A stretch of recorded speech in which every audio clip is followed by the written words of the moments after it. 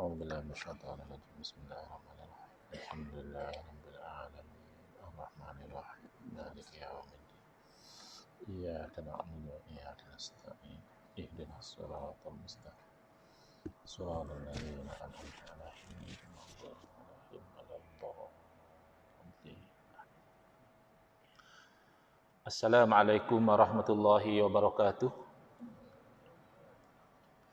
Bismillahirrahmanirrahim. Alhamdulillahi rabbil alamin. Wa afdhalus salati wa atammu taslimi ala sayyidina Muhammadin wa ala alihi wa sahbihi ajmain. Rabbi shrah li sadri wa yassir li amri wahlul 'uqdatam min lisani yafqahu qawli. Subhanaka la ilma lana illa ma 'allamtana innaka antal alimul hakim. Allahumma akhrijna min zulumatil wahmi wa akrimna binuril fahmi waftah alaina bima'rifatil ilmi wa sahhil akhlaqana bil hilm waj'alna mimman yastami'una al-qawla fayattabi'una ahsanah. Allahumma ati nufusana taqwaha wa zakkiha anta khairu man zakkaha anta waliyuha wa maulaha. Allahumma arinal haqqa haqqan warzuqna ittiba'ah wa arinal batila batilan warzuqna ijtinabah. Allahumma anfa'na bima 'allamtana wa 'allimna ma yanfa'una wa zidna ilman wa huda amma ba'd. Qala asy-syekhul muallif al-imam hujjatul islam Abu Hamid Muhammad ibn Muhammad al-Ghazali at-Tusi rahimahullah ta'ala wa nafa'ana bihi wa bi'ulumihi fid dharain amin. Amma taubatu fa innaha sa'yun min masail qalbi wa hiya inda tahsili fi qaulil ulama'i radhiyallahu anhum tanzihul qalbi 'aniz zambi. Qala syekhuna rahimahullah ta'ala fi haddi taubati innahu tarku ikhtiyari zambin sabaqa misluhu anhu manzilatan la suratan ta'ziman lillahi ta'ala wa hadaran min sakhatihi walaha idzan arba'a syara'it. Alhamdulillah, muslimin muslimat, hadirin hadirat yang saya hormati, moga-moga kita semua dirahmati dan diberkati oleh Allah Subhanahu wa taala, dan moga-moga kita semua dikurniakan oleh Allah Subhanahu wa taala kefahaman yang baik dalam urusan agama, sesuai dengan sabda junjungan Nabi kita Nabi Muhammad sallallahu alaihi wasallam, man yuridillahu bihi khairan yufaqihu fid din. Barang siapa yang Allah nakkan dengan dia kebaikan, nescaya Allah beri dia faham dalam urusan agama. Dan moga-moga kita semua dikurniakan oleh Allah Subhanahu wa taala akhlak yang mulia, sesuai dengan sabda Nabi sallallahu alaihi wasallam, innama buistu liutammima makarimal akhlak. Hanya saja saya dibangkitkan demi untuk menyempurnakan kemuliaan akhlak. Alhamdulillah, malam ini insyaAllah kita menyambung pengajian kuliah maghrib bulanan.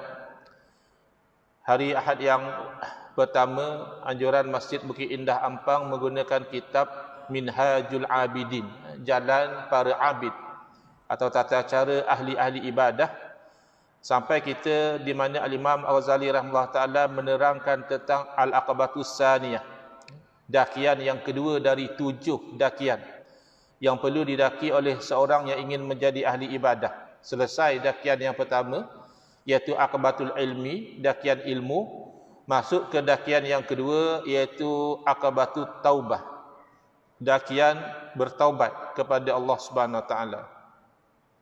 Kata Imam Ghazali rahimahullah ta'ala, adapun taubat, maka sesungguhnya ia adalah satu pekerjaan daripada pekerjaan hati.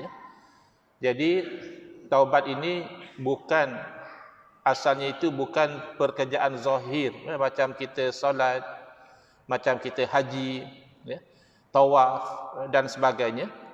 Tetapi dia asalnya adalah sesuatu yang di dalam hati. Dan taubat ini apabila terhasil, kata para alim ulama, moga-moga Allah redha kepada mereka, iaitu tanzihil qalbi 'aniz zambi, iaitu membersihkan hati daripada dosa.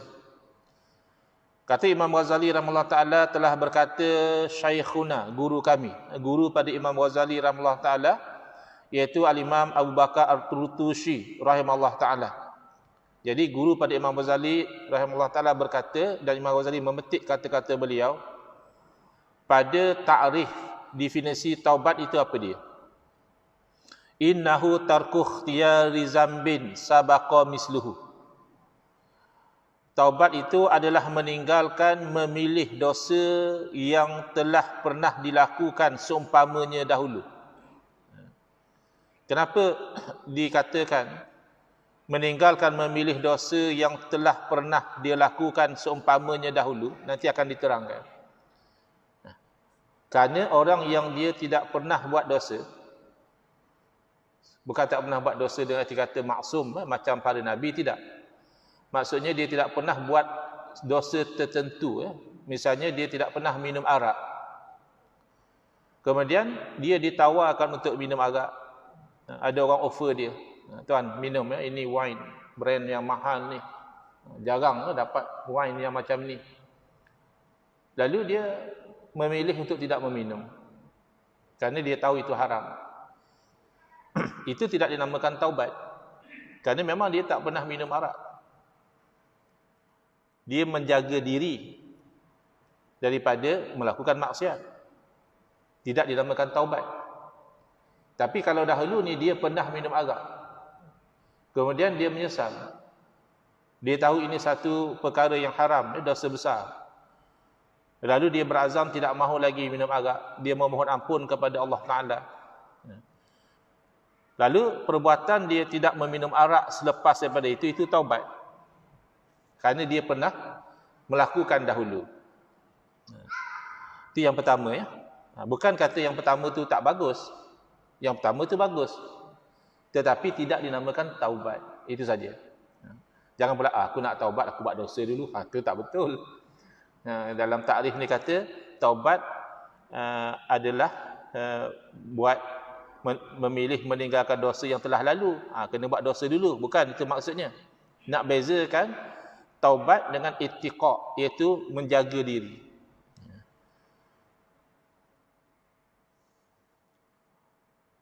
Sabaqa misluhu anhu manzilatan la suratan, yang mana telah berlaku dosa seumpamanya daripada sudut kedudukan dosa, bukan daripada sudut rupa bentuk dosa.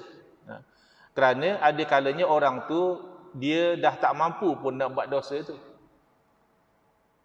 Dia dah nak kata dia meninggalkan dosa, kalau dia nak buat pun dia tak mampu. Contoh misalnya, na'udzubillah, satu orang tu dia dahulu berzina.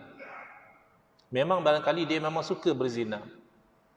Kemudian bila dia semakin berusia, dia rasa menyesal. Ya. Dan dia bertaubat. Tetapi kalaupun pada masa itu dia ada peluang untuk berzina, dia pun dah tak mampu. Dah tak larat dah, tua sangat dah. Jadi orang kalau macam tu tak dipanggil dia taubat lah. Taubat juga. Kerana dia masih mampu melakukan dosa-dosa lain. Jadi dia meninggalkan itu masih dinamakan taubat. Itu maksudnya. Manzilatan. Daripada sudut kedudukan dosa. Bukan mesti sebiji macam dosa yang pernah dilakukan, tidak. Ta'ziman lillahi ta'ala. Dan dorongannya itu adalah kerana mengagungkan Allah Ta'ala. Bukan kerana takut. Orang tu suka mencuri, lalu dia ada peluang nak mencuri, dia memilih untuk tidak mencuri kerana nampak ada polis lalu. Itu bukan nama taubat. Itu bukan dia tinggal kerana takut Allah Ta'ala, itu takut polis. Tak ada panggil taubat itu. Dia mesti ta'ziman lillahi ta'ala, kerana mengagungkan Allah Ta'ala, wa hadaran min sakhatihi, dan kerana menjauhi daripada murka Allah. Jadi kita tengok elemen taubat. Pertama, dia meninggalkan daripada memilih satu dosa yang pernah dilakukan seumpamanya dari segi kedudukan dosa, bukan semestinya sebiji bentuk dosa itu. Dan dorongan dia memilih untuk tidak melakukan dosa itu adalah kerana mengagungkan Allah Ta'ala dan bimbang menjauhi daripada murka Allah. Ini definisi taubat yang diberikan oleh Imam Abu Bakar At-Turtushi rahimahullah ta'ala, guru pada Imam Ghazali rahmatullah alaih. Walaha idzan arba'u syara'ita, maka bagi taubat oleh itu ada 4 syarat. Ihdaha tarku ikhtiyari dhanbi wa huwa ayyuattina qalbahu wa yujarrida azmahu ala alla ya'uda ila zambil battata. Syarat yang pertama daripada 4 syarat taubat adalah dia meninggal daripada memilih dosa, iaitu dia benar-benar mengukuhkan hatinya dan membulatkan azamnya bahawa dia tidak sekali-kali kembali kepada dosa itu selama-lamanya. Mana kalau orang yang bertaubat daripada minum arak, memang dia buang habis stok-stok arak yang ada. Takutlah dia taubat tapi ni mahal ni. Ni beli di mana? Switzerland ke, beli di Denmark ke, ya. Beli di Perancis ke. Tinggallah sebotol, mana tahu. Tu mana tak bulat azam lagi tu. Masih lagi ada cerita-cerita tu. Jadi dia kena betul-betul bulat azam dia tu memang tak nak kembali. Fa amma in taraka zamba wa fi nafsihi annahu rubbama ya'udu ilaihi aw la ya'zimu ala zalika bal yataraddadu fa innahu rubbama yaqa'u lahu al-'audu fa innahu mumtani'un 'aniz zambi ghairu ta'ibin anhu. Adapun kalau dia meninggalkan dosa itu tapi dalam diri dia boleh jadi macam tadilah, ada simpan lagi sebotol. Ataupun yang berpegang kepada fatwa mengharamkan rokok misalnya. Simpan dululah sekatun kang datang nak isap kan susah pula. Maknanya dia belum isap, ya. Tapi masih simpan lagi. Ataupun dia tidak ada azam, dia masih 50-50. Boleh jadi dia akan ulang lagi. Maka orang ini tidak dipanggil orang yang bertaubat, sekadar orang yang menahan diri saja. Mana pada masa itu dia sedang menahan diri daripada buat benda haram. Adakah dia taubat? Belum. Kerana dia tidak ada azam yang bulat untuk meninggalkan. Beza, ya. Kalau orang tu memang azam 100%, dia memang tak nak ulang dah. Buang habis dah. Arak-arak semua dah buang dah. Tiba-tiba na'udzubillah, kawan pujuk punya pujuk, minumlah segelas. Itu dosa baru. Yang taubat tadi dah jadilah. Dah selesai dah taubat dia. Dah diampun dah dosa-dosa yang lalu. Maka bila dia minum lagi sekali itu dosa baru. Sebab dia dah bertaubat. Tapi kena taubat lain lah. Dosa baru kena taubat baru. Wasaniyatu ayyatuba an zambin qad sabaqa anhu misluhu. Syarat yang kedua adalah dia bertaubat daripada dosa yang telah lalu seumpamanya. Izlau lam yasbik anhu misluhu lakana muttaqiyan ghairu taibin. Adapun kalau dia memang tak pernah buat dosa itu, memang dia tak pernah minum arak pun, maka dia tidak dipanggil orang yang bertaubat, tapi dia dipanggil orang yang muttaqi, orang yang menjaga diri. Baguslah, muttaqi itu bagus. Cuma orang tak panggil taubat. Ala tara anhu yasihul qawlu bi anna an-nabiyya sallallahu alaihi wasallam kana muttaqiyan 'anil kufri wa la yasihul qawlu bi annahu kana taiban 'anil kufri. Id lam yasbiq minhu kufrun bihal wa anna Umar bin al-Khattab radhiyallahu anhu kana taiban 'anil kufri lima sabaqa anhu zalika. Jadi terus Imam Ghazali rahimahullah taala bagi contoh supaya difahami, ya, syarat kedua taubat tu ialah telah berlaku dosa itu. Bukan berarti nak suruh orang tu buat dosa untuk dia bertaubat, bukan. Cuma nak bagi tahu itu tidak dinamakan taubat. Tidakkah kamu lihat bahawa benar kalau kita mengatakan bahawa Nabi sallallahu alaihi wasallam baginda menjaga diri baginda daripada kekufuran. Dan tidak betul kalau orang tu berkata Nabi SAW bertaubat dari kekufuran. Tak betul. Kenapa? Kerana Nabi SAW tak pernah kufur. Jadi kalau orang yang kata Nabi dulu sesat, lepas dapat wahyu baru Nabi dapat hidayah, itu salah tafsir ayat. Tafsir secara harfi bahaya. Wa wajadaka dhallan fahada. Allah dapati kamu tu dalam keadaan sesat, lalu dia bagi hidayah. Tafsir direct macam tu. Dia kata Nabi pun dulu sesat juga. Lepas dapat wahyu barulah Nabi tak sesat. Tak betul tafsir macam itu. Cek balik tafsir yang muktabar, tidak ada ulama tafsir mengatakan Nabi SAW pernah sesat, tidak. Sebahagian mengatakan Nabi SAW berada dalam kaum yang sesat. Lalu Allah beri hidayah kepada mereka melalui Nabi SAW. Jadi tak betul lah kalau orang kata Nabi SAW bertaubat daripada kekufuran, kerana Nabi tidak pernah kufur. Tapi boleh mengatakan bahawa Sayyidina Umar Al-Khattab radhiyallahu anhu, beliau itu bertaubat daripada kekufuran. Kerana satu masa dahulu beliau pernah kufur. Bahkan pernah nak bunuh Nabi sallallahu alaihi wasallam. Itu hebatnya bagaimana pandangan itu bila berubah orang tu. Asalnya Sayyidina Umar radhiyallahu anhu ketika zaman kufur memandang Nabi SAW ni sebagai satu orang yang memecah belahkan masyarakat.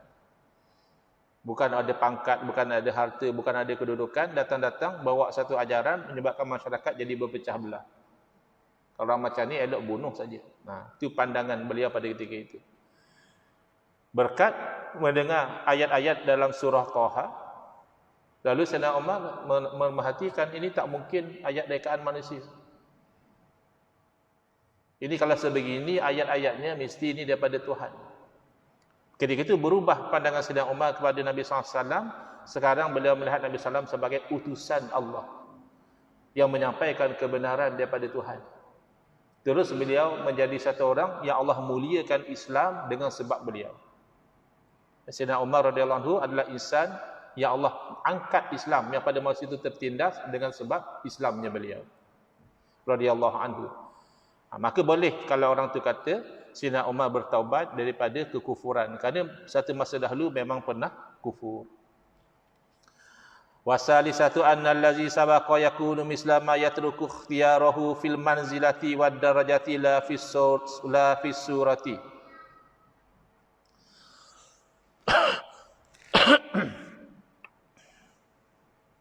Syarat yang ketiga, bahawa dosa yang telah lalu itu sama seperti yang ditinggalkan daripada melakukannya daripada sudut kedudukan dan darajat dosa, bukan daripada sudut rupa paras dosa.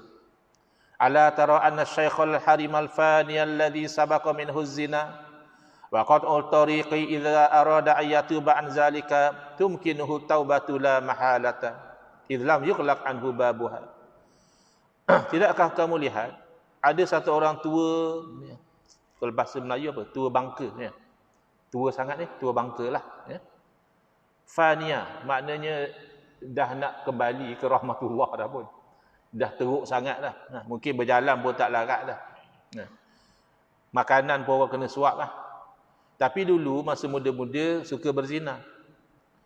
Waqat'ut tariq, bahkan perompak jalanan, gangster dulu. Orang lalu kawasan tu memang kena rompak dengan dia. Berzina tu memang biasa. Bila dia tua, dia menyesal atas perbuatan dia berzina dan merompak dahulu. Bila dia nak bertaubat, dia boleh taubat. Kerana pintu taubat belum tertutup lagi. Dah tua dah, mana boleh taubat? Mana ada pula. Tua bukan tak boleh taubat. Tak boleh taubat ni bila dah nak meninggal lah. Ya. Dah betul-betul sakratul maut. Ya. Ini masih terbuka lagi pintu taubat. Tapi kalau nak kata dia memilih untuk meninggalkan zina, dia memilih untuk tidak merompak, macam mana pula? Kalau dia pilih pun dia tak larat lah. Ya, jalan pun nak kena papah. Ya, makan pun nak suap, bila masa pula nak berzina? Bila masa nak merompak orang? Kerana dia tak mampu. Nak kata dia memilih meninggalkan, tak boleh. Fala yasihu wasfu bi annahu tarikun lahu, maka nak kata dia meninggalkan tak sesuai lah. Mumtani'un anhu, dia menahan diri sebab dia memang tak mampu. Wa huwa ajizun anhu ghairu mutamakkinin, padahal dia memang tak larat untuk melakukannya dan tidak mungkin. Lakinnahu yaqdiru ala ma huwa mislu zina wa qat'it tariq fil manzilati wad darajah kal kazibi wal qazfi wal ghibati wan namimati. Tapi walaupun tua, dia masih boleh melakukan perkara yang seumpama dari segi dosa macam zina dan merompak. Seperti berdusta, seperti qazaf, menuduh orang lain berzina dengan tuduhan palsu, ataupun mengumpat, ataupun mengadu domba. Izjami'u zalika ma'asin, kerana semua itu tergolong daripada maksiat. Wa in kana al-ismu yatafafatu fi haqqil adami fi kulli wahidatin biqadriha, walaupun dosa itu ada beza ya, kedudukan dosa itu pada hak anak Adam, tetapi dia masih dari segi qadarnya sama-sama jenis maksiat. Walakinna jami'u hazihil ma'asil far'iyati kullaha bi manzilatin wahidatin wa hiya duna manzilatil bid'ati. Cuba tengok. Akan tetapi semua maksiat tadi, yang cabang-cabang tadi, berzina, merompak, berdusta, mengumpat, buat tuduhan palsu, mengadu domba, ia daripada satu sudut adalah pada kedudukan yang sama, iaitu kurang daripada kedudukan bid'ah. Wa manzilatul bid'ati duna manzilatil kufri. Maknanya dosa bid'ah ini lebih besar daripada dosa maksiat tadi. Oh, macam tu teruk juga yang baca Yasin malam Jumaat. Oh, kamu bayangkan baca Yasin malam Jumaat ke bid'ah? Jenuhlah macam tu. Kamu bayangkan selawat selang tarawih tu bid'ah? Jenuhlah. Ya. Selawat selang tarawih tu lagi teruk dosa daripada yang berzina. Bukan. Bid'ah dimaksudkan sini bid'ah yang haram. Iaitu yang paling utama bid'ah dalam akidah. Orang yang bawa akidah Mu'tazilah, menafikan melihat Allah Ta'ala pada hari akhirat, mengatakan Al-Quran kalam Allah itu makhluk, ya. Ataupun bid'ah yang kufur seperti Qadariyah, menafikan takdir Allah, menafikan ilmu Allah. Maka itu kalau bid'ah yang tidak sampai kufur seperti bid'ah Jabariyah, menyalahkan takdir, itu bid'ah. Itu lebih teruk daripada orang yang buat dosa tadi. Maka dia kena tinggalkan bid'ah-bid'ah yang haram tadi. Adapun bid'ah kedudukan dosa bid'ah itu kurang daripada kedudukan dosa kufur. Falidzalika sahha minhu taubatu aniz zina wa qat'i tariq wa sa'iri ma madha minaz zunub allati huwa ajizun an amsalihal yaum fi surah. Maka walaupun dia dah tak mampu nak meninggalkan zina, kerana memang dia tak mampu pun nak berzina, maka dia masih mampu meninggalkan dosa-dosa yang seumpama dengan zina, yang seumpama dengan merompak, dan apa dosa-dosa yang lalu, dengan meninggalkan dosa-dosa yang seumpamanya dari segi surah, dari segi rupa bentuk. Daripada segi kedudukan. Yang terakhir, warabi'atu. Berapa isyak kita ini? Isyak berapa? 8.40. Ya? 8.38. Okay. Dalam 6 minit lagi. Dan syarat yang keempat, ayyakuna tarku ikhtiyarihi zalika ta'ziman lillahi subhanahu wa ta'ala wa hazaran min sakhatihi wa alimi iqabihi mujarradan la li rarbatin dunyawiyatin aw rahbatin minan nas. Syarat yang keempat untuk menjadikan ia satu taubat yang benar adalah dia meninggalkan memilih dosa itu didorong oleh kerana mengagungkan Allah Subhanahu Wa Taala, didorong kerana menjauhi daripada kemukaan Allah dan pedih azabnya semata-mata, bukan kerana satu tujuan dunia atau kerana merasa takut kepada manusia, atau talabi sana'in aw sitin, atau menuntut pujian dan juga jawatan, au jahin au dha'fin fin nafsi, atau menuntut kemegahan, atau kerana diri dia sudah lemah, au fakrin, dulu suka berjudi, sekarang tak berjudi, taubat ke? Bukan, tak ada duit dah nak berjudi.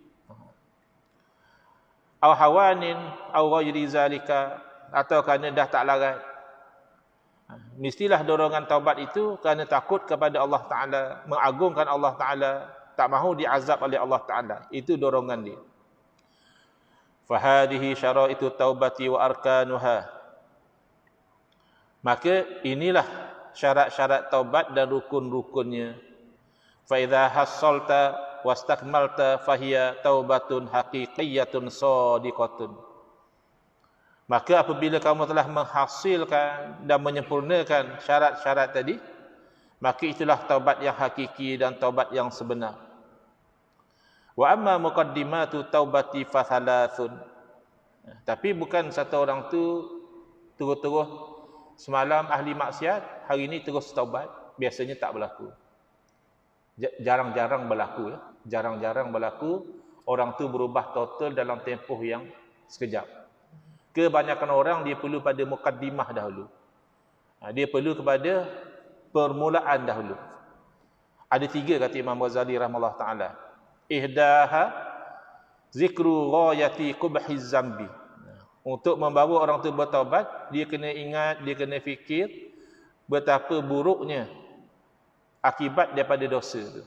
Kerana setiap dosa yang Allah Taala larang, pasti ada keburukan yang akan menyusul kalau dilakukan. Wasaniyatu zikru syiddati uqubatillahi ta'ala wa alimi sakhatihi wa ghadabihi alladhi la taqata laka bihi. Yang kedua, mengingati dahsyatnya hukuman Allah Ta'ala dan pedihnya kemurkaan dia yang tidak ada kekuatan untuk kita menanggungnya. Larat ke kita nak dibakar api neraka? Panas cuaca berapa hari ni pun kita tak larat. Panas betul. Sampai air nak, bila air nak mandi tu pun panas juga. Tak larat. Cucu api rokok, tak larat. Buh sereka sekejap atas perut, tak larat. Buh api lilin bawah dagu, tak larat. Habis tu, larat ke nak tanggung api neraka? Dia kena fikir macam itu. Ataupun kalau misalnya orang yang pergi ke Mekah, rasa panas di padang Arafah, itu baru panas di padang Arafah. Masih lagi ada khemah, ada aircon dan sebagainya. Macam mana panas di padang mahsyar? Kalau kita ahli dosa, ahli maksiat. Jadi benda ni yang lama-kelamaan mendorong orang itu bertaubat. Wasalisatu zikru dha'fika wa qillati hilatika fi zalika. Mengingati lemahnya kamu dan sedikitnya kemampuan kamu nak menanggung yang demikian itu. Fa inna man la yahtamilu harra syamsi wa latmata syurti wa qarsanam latin kaifa yahtamilu harran nari jahannam wa darba maqami arzabaniyah wa las'a hayatin ka'anaqil bukhti. Orang macam kita yang tak larat dengan panas matahari, kena tumbuk dengan polis pun tak mampu kita, kena gigit dengan semut pun dah sakit. Takkan kita menanggung panas neraka Jahannam dan dipukul dengan pukulan daripada malaikat Zabaniyah dan digigit oleh ular-ular yang sebesar leher unta. Bismillahirrahmanirrahim. Alhamdulillahil alamin. Wassalatu wassalamu ala asyrafil anbiya wal mursalin wa ala alihi washabbihi ajmain. Allahumma shrah sudurana wa ahsin akhlaqana wa azim ujurana wa nawwir qulubana bi nuri hidayatika kama nata'allu bi nuri syamsika abadan abada bi rahmatika ya arhamar rahimin. Walhamdulillahirabbil alamin. Amin ya rabbal alamin.